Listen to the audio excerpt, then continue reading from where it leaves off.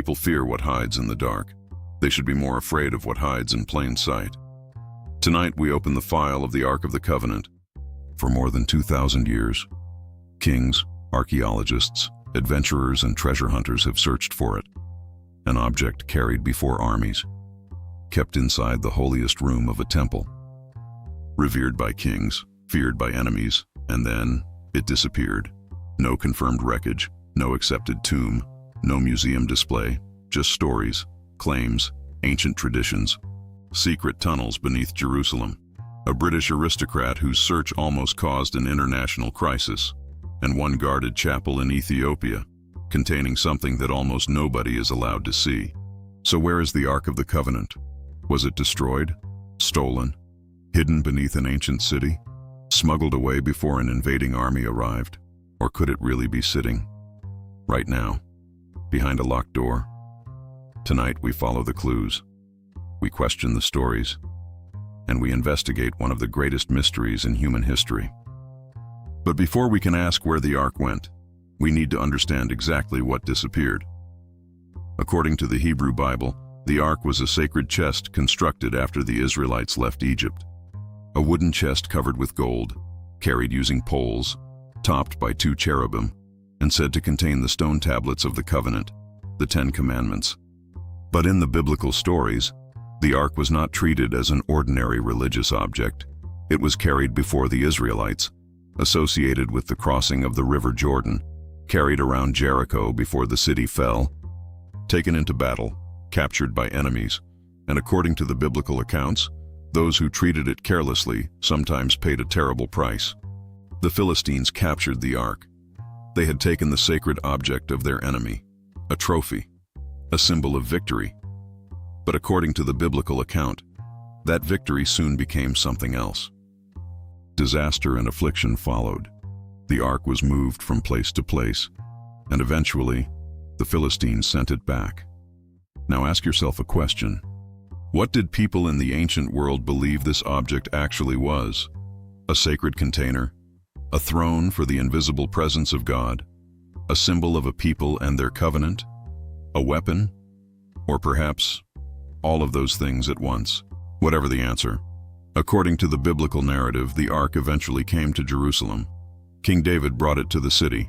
Later tradition placed it in Solomon's temple, inside the Holy of Holies, the most sacred space, the center of the center. And then, the trail becomes uncertain. Think about that for a moment. One of the most sacred objects described in the ancient world does not have a clear ending. There is no universally accepted account saying, here is where it went, here is where it was destroyed, here is where it was buried. Instead, we have a gap. And into that gap, people have poured theories. So let us begin with the obvious suspect. Babylon. In the early 6th century BCE, the Babylonian king Nebuchadnezzar II conquered Jerusalem. The city was devastated. The first temple was destroyed. Temple treasures were taken.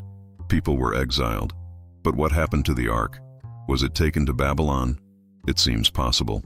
An invading empire carrying away the sacred treasures of a defeated people would hardly be unusual. But if that happened, where did the Ark go next? Why is there no accepted chain of possession? Why does it not clearly reappear among the restored Jewish community?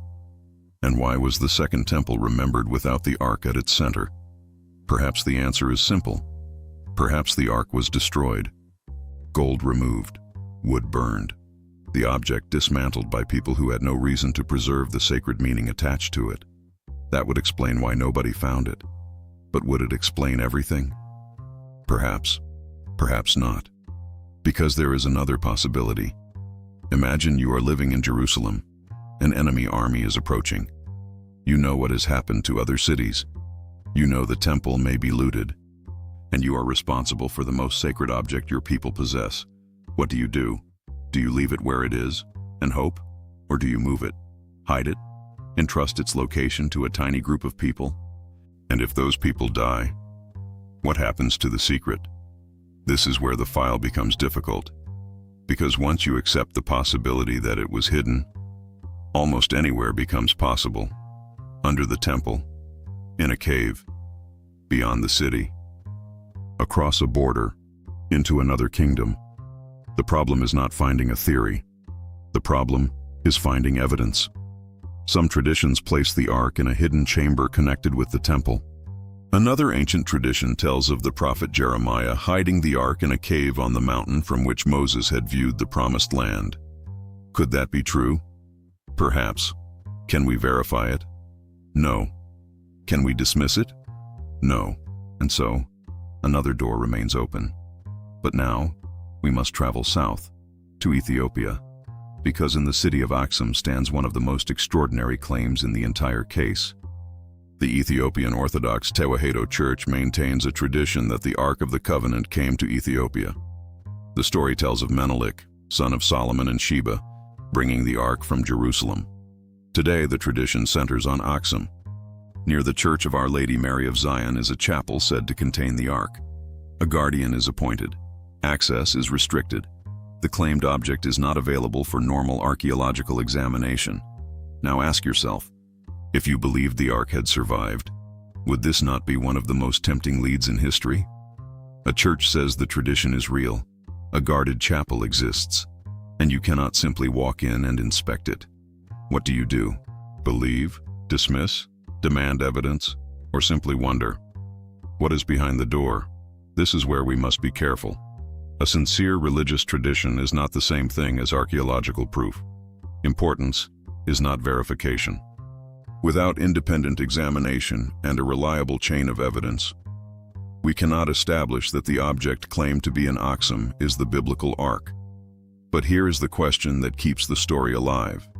If it is not there, where is it? Destroyed in Jerusalem, taken by Babylon, hidden somewhere? And just when you think this case cannot become any stranger, we arrive in Jerusalem, 1909. A British aristocrat named Montague Parker arrives.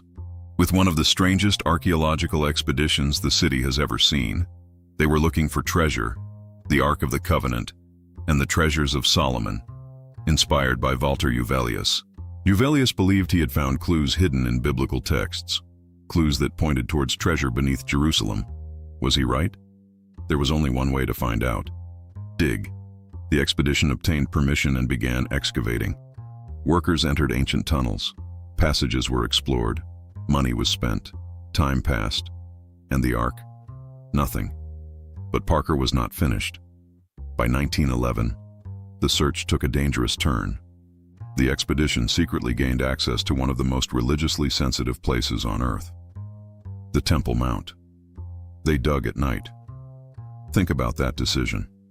A foreign treasure hunting expedition searching for the Ark, digging secretly at the Mount. What could possibly go wrong? The answer: almost everything. The activity was discovered. News spread. Anger exploded across Jerusalem. Demonstrations followed. Rumors of stolen treasure spread. Parker and his companions fled. An expedition searching for an ancient sacred object had managed to create a modern political and religious crisis. And what did they find? No verified Ark, no accepted treasure, no solution to the mystery. But the Parker expedition gives us a warning. People desperately want the Ark to be found. And when they do, they can begin seeing evidence where there are only possibilities. A code becomes a map. A tunnel becomes a secret passage. A tradition becomes proof. A locked door becomes confirmation. But the inspector has to ask a different question. What can we actually demonstrate? And the answer is frustrating. We can demonstrate traditions, searches, claims. But can we point to one object today and say, there it is? No, not with evidence accepted across archaeology. And yet, the search continues. Modern technology can investigate places earlier explorers could barely imagine. Remote sensing, three-dimensional mapping, ground-penetrating techniques. But technology creates another question. What exactly are we expecting to find? A chamber, a tunnel, a chest, fragments of wood, traces of gold? Finding something would only be the beginning. Proving what it is, maybe even harder. There is another problem. The Ark has become more than an archaeological object. It is a religious symbol, a national symbol, a cultural symbol, a cinematic symbol. Millions of people have an image of it in their minds. Gold, cherubim, power, mystery. But archaeology is rarely that convenient. Real objects decay. Millions of people have an image of it in their minds: gold, cherubim, power, mystery. But archaeology is rarely that convenient. Real objects decay.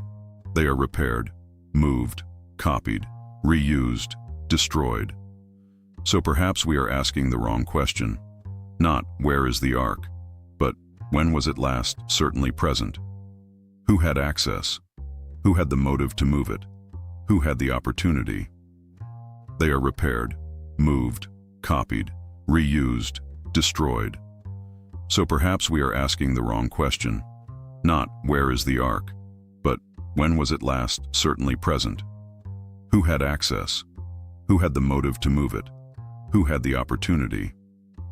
And which stories appeared close to the events, and which appeared much later? Every good investigation asks, who is the witness? When did they speak? What could they actually know? And can anyone confirm their story? Apply those questions to the Ark. And the mystery becomes even deeper, because every trail eventually reaches darkness. Babylon? Possible. Destroyed? Possible. Hidden near Jerusalem? Possible.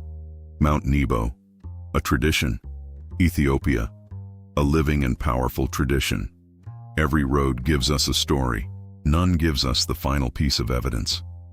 And perhaps that is why the Ark has survived so powerfully in the human imagination. Because it is missing. It can be anywhere. Beneath a sacred city. Inside a forgotten cave. Destroyed and lost forever. Or behind a guarded door.